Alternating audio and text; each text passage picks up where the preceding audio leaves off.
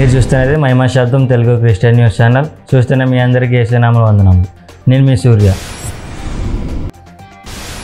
ఘనంగా జరిగిన శాంతి సువార్త సంగీత మహోత్సవం పీస్ మ్యూజిక్ మినిస్ట్రీస్ వారి ఆధ్వర్యంలో 2022 మే 27, 28, 29 తేదీలలో ప్రతిరోజు సాయంత్రం 6 గంటలకు రాజమండ్రి జాంపేటలో గల సెయింట్ పాల్స్ చర్చ్ గ్రౌండ్స్ నందు శాంతి సువార్త సంగీత మహోత్సవములు ఘనంగా జరిగాయి. ఈ సభలకు ముఖ్య ప్రసంగికులుగా pastor Jyothiraju garu, pastor John Wesley garu, pastor Nehemiah David garu ఆరాధనలో నడిపించి వాక్య సందేశములు అందించారు. Peace Music Ministries director brother CH Shanthivardhan అధ్యక్షులుగా వ్యవహరించారు. అంతర్జాతీయ సువార్థికులు doctor AR Stevenson garu, brother JK Christopher garu మరియు ప్రముఖ సంగీత కళాకారులు, గాయకులు పాల్గొన్నారు.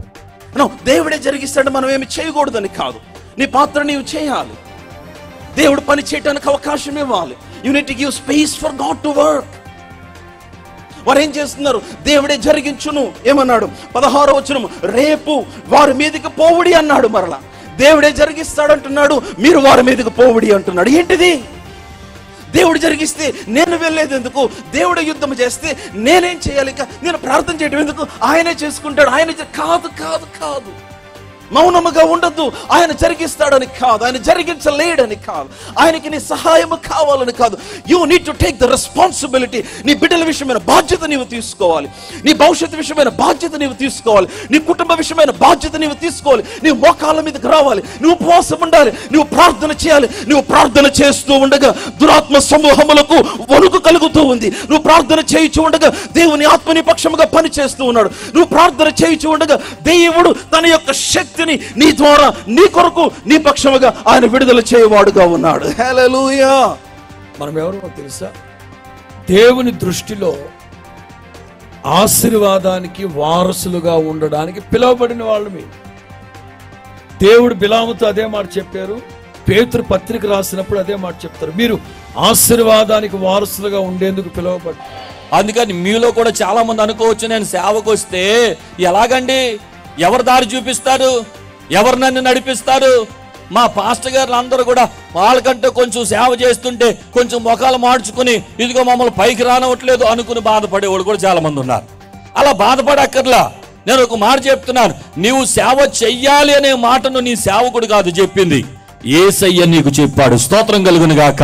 అందుచేత నువ్వు సేవకు వస్తే, దేవుని పని చేస్తే, ఆత్మల కొరకు ప్రయాసపడితే నువ్వు నడిపించేది పాస్టర్ గారు కాదు, దేవుడే నడిపిస్తాడు. చప్పటి కొట్టి ప్రభువుకు స్తోత్రాలు చెల్లించండి.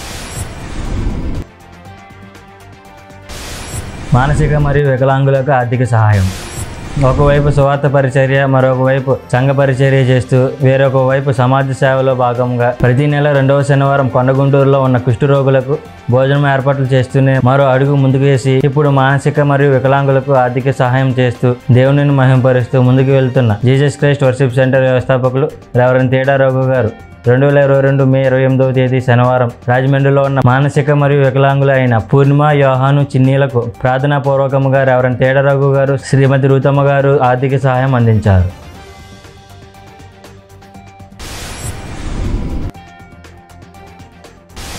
ఘనముగా జరిగిన సూపర్ కిడ్స్ చిల్డ్రన్ రిట్రీట్ 2022 మే 31వ తేదీ మంగళవారం ఉదయం 10 గంటల నుండి సాయంత్రం 4 గంటల వరకు తూర్పుగోదావరి జిల్లా బొమ్మూరులో చిల్డ్రన్ రిట్రీట్ ఘనంగా జరిగింది. ఈ కార్యక్రమంకు బొమ్మూరు చుట్టుప్రక్కల నుండి అనేక మంది చిన్నపిల్లలు ఉత్సాహంగా పాల్గొన్నారు. ఈ కార్యక్రమంలో చిల్డ్రన్ మిషనరీ టి రామారావు గారు వాక్య సందేశంతో పాటు magic show, action songs, Bible కథలు, స్కిట్స్, మిషనరీ జీవిత చరిత్రలు, పపెట్ షో మొదలగు కార్యక్రమముల ద్వారా దేవుని సువార్తను అందించారు.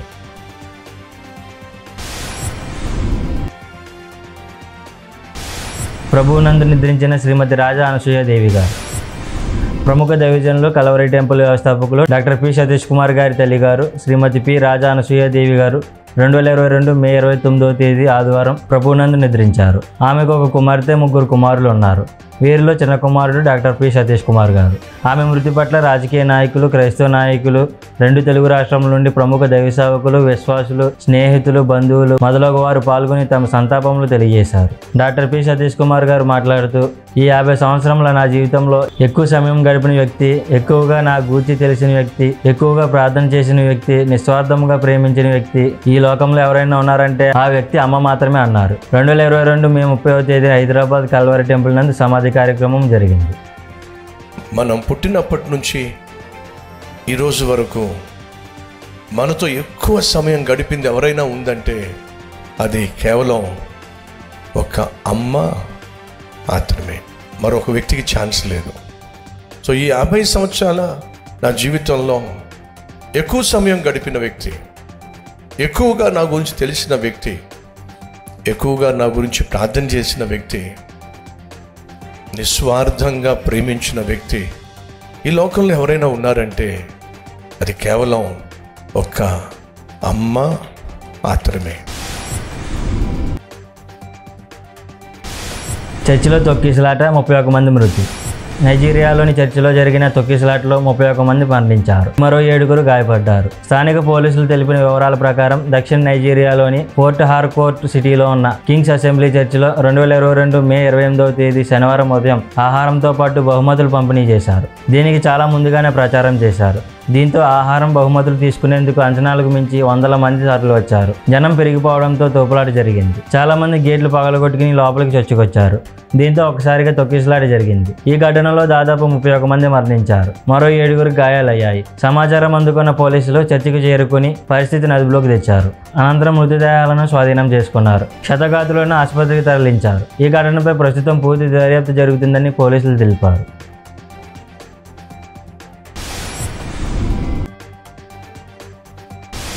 క్యాథలిక్ కార్డినల్గా ఎన్నికైన పోల్ ఆంటోనీ గారు.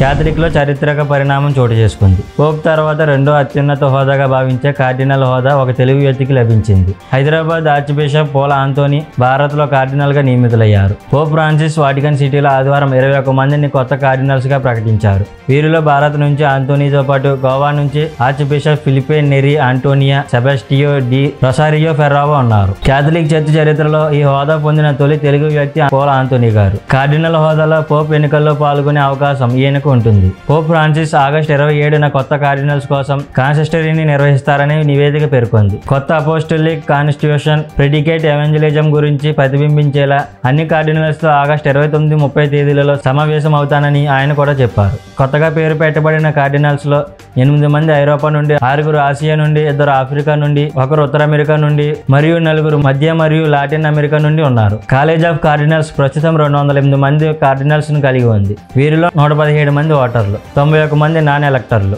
ఆగస్టు 27 నాటికి వీరి సంఖ్య 229కి పెరుగుతుంది. వీరిలో 131 మంది ఓటర్లు ఉంటారు. హైదరాబాద్ అగ్రపీఠం తరపున శుభాభివందనములు తెలియజేస్తూ ఉన్నాను. నిన్నటి రోజున అనగా 29 మే నెల 2022లో పోప్ ఫ్రాన్సిస్ గారు మరి నన్ను కార్డినల్గా వారి యొక్క కార్డినల్ సమావేశంలో నన్ను కూడా ఒకనిగా అపాయింట్ చేయటం జరిగింది. ఈ విషయమై నేను వ్యక్తిగతంగా సంతోషిస్తూ ఉన్నాను. అలాగే మా 2 తెలుగు రాష్ట్రాలు మరియు సౌత్ ఇండియా, ముఖ్యంగా ఈ తెలుగు రాష్ట్రాల్లో మొదటి కార్డినల్గా ఎన్నుకోబడ్డందుకు మేము సంతోషిస్తూ ఉన్నాము. మేమే కాకుండా all south India bishops also have expressed their happiness over this appointment. నిన్నటి అపాయింట్మెంట్లో నాతో సహా గోవా మద్రాసనం నుంచి కార్డినల్ ఫిలిప్ నెరీ ఫెరావో వారు కూడా కార్డినల్గా అపాయింట్ అవడం జరిగింది. ఈరోజు చాలామంది శుభాకాంక్షలు తెలియటానికి వచ్చారు. వారందరికీ కూడా మనస్ఫూర్తిగా నేను కృతజ్ఞతలు తెలుపుతూ ఉన్నాను. క్రైస్తవుల సమస్యల పరిష్కారానికి చర్యలు తీసుకోవాలని కోరిన క్రైస్తవ సంఘాలు.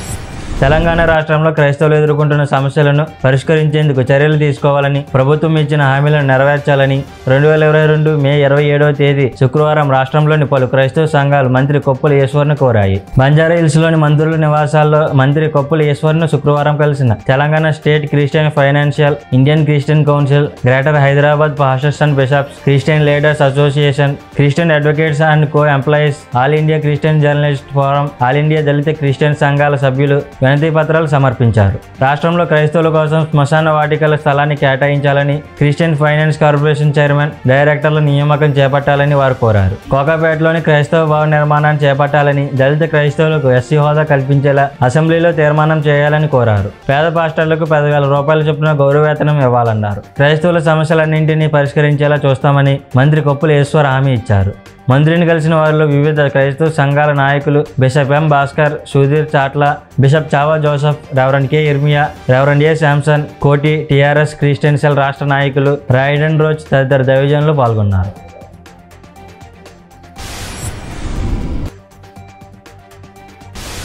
ఘనంగా జరిగిన క్లాప్స్ ఫెలోషిప్ 2022 జూన్ 1వ తేదీ బుధవారం కాకినాడ జిల్లా పెద్దాపురం మండలం దివిలిలో రెవరెండ్ సిహెచ్ జ్యోతిబాబు మందిరం నందు బిషప్ ఎంఎస్ గిద్యోన్ అధ్యక్షతన క్లాప్స్ ఫెలోషిప్ ఘనంగా జరిగింది. ఈ కూడికలో పాస్టర్ సిహెచ్ స్టీఫెన్ కుమార్ వాక్య సందేశం అందించారు. అనంతరం పాస్టర్ సిహెచ్ స్టీఫెన్ కుమార్ ని బిషప్ గా అభిషేకం పొందిన రెవరెండ్ డాక్టర్ గిద్యోన్ ని కాకినాడ జిల్లా పాస్టర్స్ ఫెలోషిప్ జిల్లా ఎగ్జిక్యూటివ్ గా నియమితులైన రెవరెండ్ సిహెచ్ జ్యోతిబాబుని సన్మానించారు. అనంతరం Peddapuram region chairman reverend doctor Purushottam Das మాట్లాడుతూ జిల్లా సంక్షేమ నిధికి విరాళాలు ఇవ్వాలని కోరారు.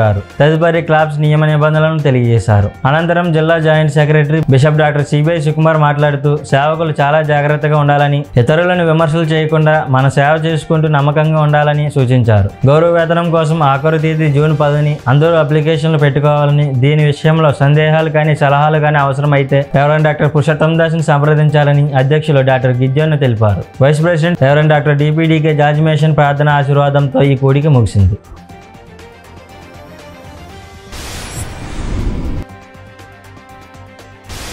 25,000 మందికి పైగా గౌరవ వేతనం అందించాలని ముఖ్యమంత్రి ఉద్దేశం.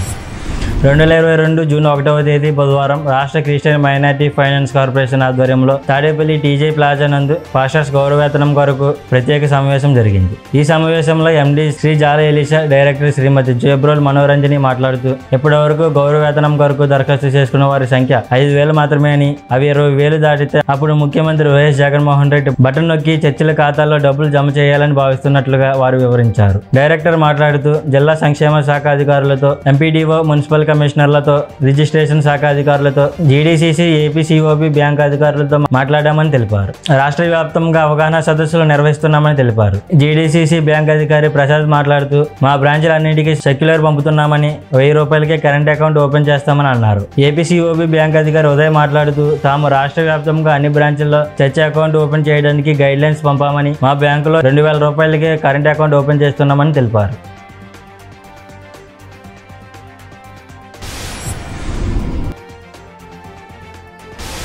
ఆశీర్వాదకరముగా జరిగిన ఉపవాస ఉజ్జీవ మహాసభలు. నా రక్షణ ప్రార్థన సహవాసం వారి ఆధ్వర్యంలో 2022 మే 27, 28, 29 తేదీలలో ఉదయం 11 గంటల నుండి సాయంత్రం 4 గంటల వరకు రాజమండ్రి షెల్టన్ హోటల్ ఎదురుగా ఉన్న నా రక్షణ ప్రార్థన సహవాసంలోను, రాత్రి 7 గంటల నుండి రాత్రి 10 గంటల వరకు రాజమండ్రి ఆవ రోడ్లో గల వాంబే గృహాల్లో ఉపవాస ఉజ్జీవ మహాసభలు ఆశీర్వాదకరంగా జరిగాయి. ఈ సభలలో జి జోసఫ్ రమణ గారు, జి జాన్ డేవిడ్ గారు వాక్య సందేశములు అందించారు. ఈ మహాసభలలో రెవరెండ్ డేవిడ్ రాజు గారు, పాస్టర్ ఎజ్రా గారు, పాస్టర్ రాజు గారు, పాస్టర్ క్రిస్టఫర్ గారు, పాస్టర్ చిన్ని గారు, జనరల్ రాజామణి గారు పాల్గొని వారి శుభములు తెలిపి ప్రార్థనలు చేశారు. నా రక్షణ ప్రార్థన సహవాసం సంఘ సభ్యుల ఆహ్వానం మేరకు జరిగిన ఈ సభలు అనేక మందికి ఆశీర్వాదకరముగా, దేవుని నామమునకు మహిమకరముగా జరిగాయి. చివరి రోజున వచ్చిన వారందరికీ ప్రేమ విందును ఏర్పాటు చేశారు.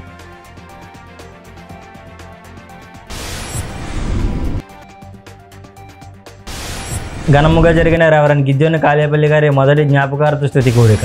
2022 జూన్ 1వ తేదీ ఉదయం 10 గంటలకు రాజమండ్రి ఏవిఆర్ రోడ్లో గల బిషప్ కె ప్రతాప్ సిన్హా గారి సిఎస్ఎన్ చర్చి నందు రెవరెండ్ గిద్యోన్ కాళేపల్లి గారి ప్రథమ జ్ఞాపకార్థ స్తుతి కూడిక ఘనంగా జరిగింది. ఈ కూడికకు అధ్యక్షులుగా బిషప్ కె ప్రతాప్ సిన్హా గారు, రెవరెండ్ టాటా విక్టర్ గారు వ్యవహరించారు. కోయంబత్తూరు నుండి వచ్చిన దైవజనులు బ్రదర్ హ్యారీ గోమ్స్ గారు వాక్య సందేశం అందించి రెవరెండ్ గిద్యోన్ గారి కుటుంబములకు ఆదరణ వాక్యములు తెలిపారు. ఈ కార్యక్రమంలో ఆంధ్రప్రదేశ్ రాష్ట్ర, జిల్లా, రీజనల్, మండల ఫెలోషిప్ తరపున నాయకులు, సేవకులు మరియు బంధువులు, స్నేహితులు పాల్గొని కుటుంబ సభ్యులను ఆదరించి రెవరెండ్ గిద్యోన్ కాళేపల్లి గారు చేసిన పరిచర్యలను కొనియాడారు. చిన్నతనము నుండి దేవుని పరిచర్యలో బహుబలంగా వాడబడ్డారని, అమెరికా, ఆస్ట్రేలియా, యెరూషలేము, శ్రీలంక, మలేషియా తదితర దేశములలో వాక్య పరిచర్య చేసి దేవునిని మహింపరిచారని తెలియజేశారు. ఈ కార్యక్రమంలో రెవరెండ్ కె సుధీర్ కుమార్ గారు, రెవరెండ్ డాక్టర్ జుహాని అలోనేన్ గారు, రెవరెండ్ డాక్టర్ విఎస్సి ప్రసాద్ గారు, రెవరెండ్ డాక్టర్ కె మోజేష్ బాబు గారు, రెవరెండ్ డాక్టర్ కనకరాజు గారు, రెవరెండ్ డాక్టర్ కరుణాకర్ గారు, రెవరెండ్ పరంజ్యోతి గారు, రెవరెండ్ ప్రసాద్ బాబు గారు, రెవరెండ్ జాన్ ప్రసాద్ గారు తదితర దైవజనులు పాల్గొన్నారు. అనంతరం శ్రీమతి సుప్రియ గిద్యోన్ గారు, కుమార్తె షకీనా గారు, కుమారుడు సామ్యూల్ గారు వందన సమర్పణ చేశారు.